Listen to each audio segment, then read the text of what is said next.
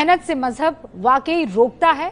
मैं सबसे पहले बहुत सलीके और तरीके से जफर सरेशवाला साहब आपसे पूछना चाहूंगी, सर मेरी रोल मॉडल और मेरे जैसी तमाम लड़कियों की, ताहिरा जी यहां बैठी हुई हैं, हमारी रोल मॉडल खदीजा रदियल्लाहु ताला है।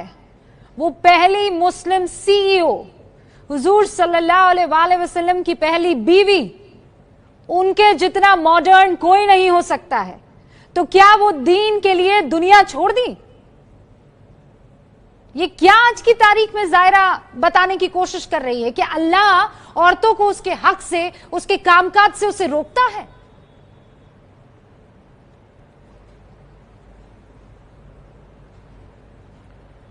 रूबिका जी, देखिए, जायरा को फिल्म इंडस्ट्री में काम करना या नहीं करना, या फिल्म इंडस्ट्री से छोड़ देना, या जो वो समझती हैं, तो उसमें पूरा हक है, उनको पूरा राइट है।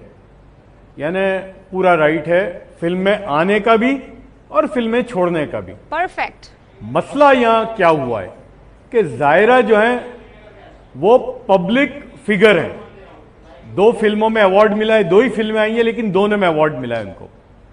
उसके बाद ये जो बात है वो पब्लिकली कर रही है, यानी 6 सफात में वो ये सारी बातें लिख रही हैं। तो ये लिखने की क्या जरूरत है? यानी आप मॉरलिटी और इमोरलिटी की बात कर रही हैं। वो कहती है ना कि मुझे एक तशीदगी थी और एक आपस में एक वो चल रहा था मेरे दिमाग के अंदर। तो मैं ये पूछना चाहता हूं कि देखिए, मोरालिटी या इमोरलिटी फिल्मों में काम करना या नहीं करना नहीं है। और ऐसे सैकड़ों लोग हैं रोजमर्रा की जिंदगी में, भाई एक कारोबार में थे, बैंक से सूद लेते थे, देते थे, लेकिन अब उनको लगता है कि ये ठीक नहीं है, खामोशी से हट जाते हैं उससे। चाहिए था सीधे सीधे इरफान हफीज लोन साहब, मैं पिछले 3 दिन से, ताहिरा जी मैं आ रही हूं आपके पास, 1 सेकंड, आवाज थोड़ी कम कर रही हूँ। इरफान हफीज लोन साहब, पिछले 3 दिनों से आपकी भाषा में कहूं तो जुमा से मैं वहां कश्मीर में हूं। वो कश्मीर जिसकी औरतों के बारे में अगर कोई सोचता था, मैं आंख बंद करती, पुराने कश्मीर के बारे में सोचती, तो झुमकों में और फिरन में मुझे कश्मीरी औरतें दिखाई देती। हालांकि ये उनका ज्यादती मामला है, मैं उसमें दखल नहीं देना चाहती हूं कि वो क्या पसंद करती है पहनना और क्या नहीं करती है, लेकिन मैं श्योर हूं कि पीयर प्रेशर है। मैं श्योर हूं कि वहां पर मौजूद मर्दों का किसी ना किसी तरीके से, उन मुल्लाओं का किसी ना किसी तरीके से प्रेशर जायरा वसीम पर रहा होगा, और इसीलिए वो दुनिया को बताना चाहती है कि देखो, मैं अल्लाह का इस्लाम नहीं, मैं मुल्लाओं का इस्लाम मानती हूं। इरफान हफीज लोन साहब। देखिए रूबिका जी, जो हमारे देश के कुछ लोकप्रिय पत्रकार हैं, उनमें आप भी एक मशहूर पत्रकार है, लेकिन बदकिस्मती ये है कि जो आप लोग हैं, मुझे दुख से कहना पड़ता है, आप कलयुग के पत्रकार हैं। वो भी आप हाउस होल्ड नेम सारे बन चुके, तो मशहूर है, उनमें आप भी एक कश्मीरी हैं। आपको पता है कि देश संविधान से चलता है, वो कॉन्स्टिट्यूशनल राइट है उनका। वो कह सकती थी, वो मौलानाओं के खिलाफ जा सकती थी, जब हम लोग जा सकते हैं मौलानाओं के खिलाफ और उसे हेड ऑन ले सकते हैं, तो जायरा क्यों डर गई? महमूद पराचा साहब के लिए, हमारे यहाँ पर जो इरफान हफीज लोन है उनके लिए, क्योंकि मोदी जी डरपोक है ना, आज जायरा वसीम बहुत समझदार हो गई हैं। आपसे, हमसे और खुद महमूद पराचा साहब से वो बहुत समझदार हो गई हैं। आप लोगों का नजरिया all of a sudden change कैसे हो जाता है?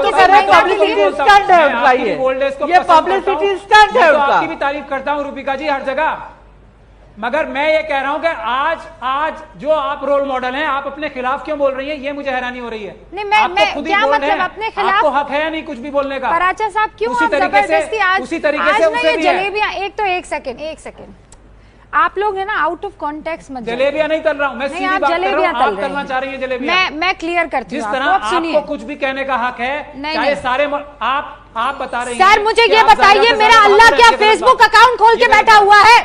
जायरा वसीम को अल्लाह से बात करनी थी, वो अल्लाह से दूर हो गई थी, तो उसको बॉलीवुड से दूर हो जाना चाहिए था। फेसबुक पर 6 पन्ने लिखकर बाकी उन तमाम लड़कियों को जो इंस्पायर होती है जायरा वसीम से, उनको बरगलाने की क्या जरूरत थी? आपको पता है कितना असर करेगा ये उन लड़कियों पर? इसका जवाब जायरा वसीम देंगी। मैं दे रहा हूं जवाब। मैं दे रहा हूं इसका जवाब जायरा वसीम भी दे सकती है। जायरा वसीम शायद कॉन्स्टिट्यूशनल राइट है, उन्होंने कह वो दिया भी देंगी और मैं भी देना चाहता हूं, क्योंकि हम हाइपोथेटिकली बात कर रहे हैं ना, हम तो हाइपोथेटिकली बात कर रहे हैं। हाइपोथेटिकली जवाब मैं भी देना चाहता हूं कि शायद वो ये मैसेज अपना जो उनको फॉलो करती हैं लड़कियां या लड़के, उनको ये मैसेज देना भी चाहती हैं, तो क्या उनका ये मैसेज देने का हक है या नहीं है, ये बता दीजिए रूपिका जी। अगर वो यही मैसेज देना चाहती हैं, वो गलत मैसेज दे रही है। अगर ये मैसेज देना चाहती हैं, मैं कह रही हूँ वो गलत मैसेज दे रही है, नहीं है ये मैसेज, वो गलत मैसेज दे रही है। क्या मतलब है कि बॉलीवुड उनको अल्लाह से दूर कर सकता है? क्या मतलब है कि मौसीकी की वजह से आप अल्लाह से दूर हो जाते हैं? इसका क्या मतलब है कि मैं फिल्में कर रही थी तो मैं